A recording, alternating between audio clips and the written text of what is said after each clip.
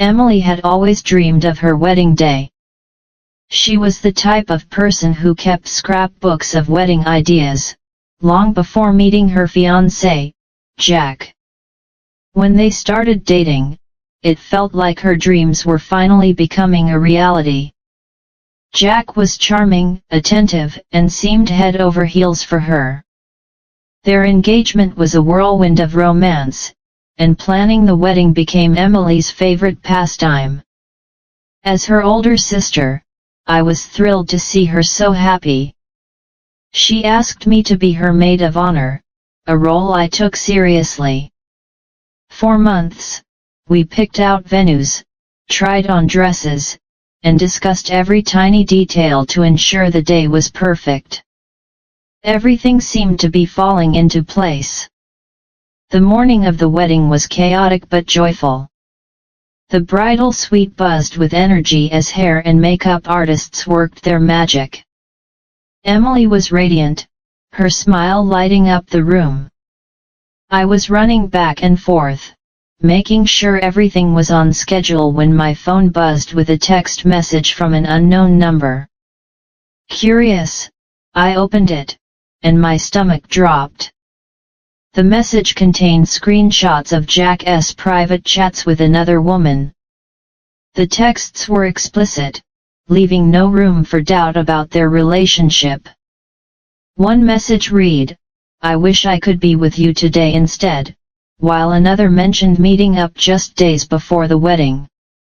I felt sick.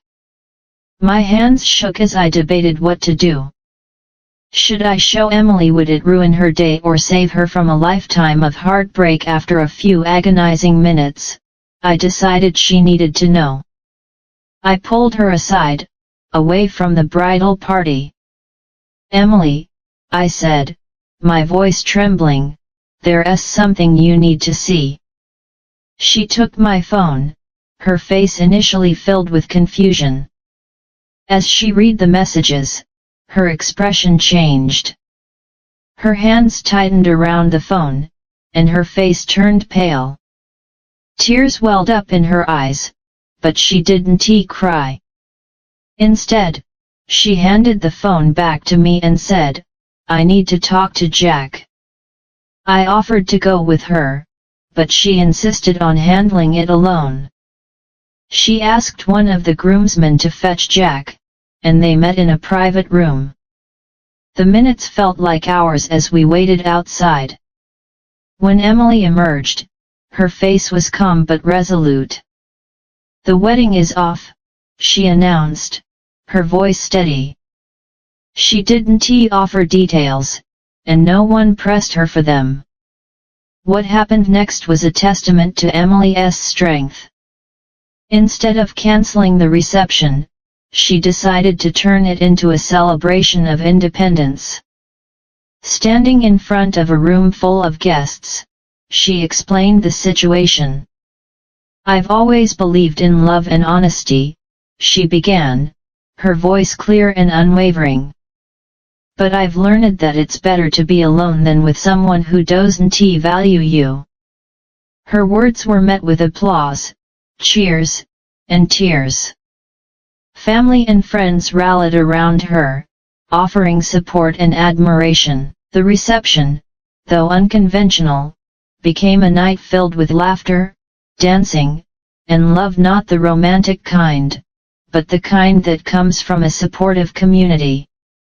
Jack left quietly, his head hanging low. The other woman, it turned out, was a colleague he had been seeing for months. Emily later told me that Jack tried to justify his actions, claiming he was confused and scared of commitment. But she saw through his excuses. The days following the wedding were tough. Emily had to deal with the emotional fallout and the logistics of canceling the honeymoon and dividing up shared plans. But she faced it all with grace. She started therapy, leaned on her friends and family, and focused on rebuilding her life. Today, Emily is a completely different person. She's stronger, more confident, and has a clear sense of what she wants in a partner. She turned the most heartbreaking moment of her life into an opportunity for growth. I'm grateful it happened when it did, she told me recently. Better to find out before walking down the aisle than after. Her courage continues to inspire me, and I know it's a story she'll tell with pride for years to come.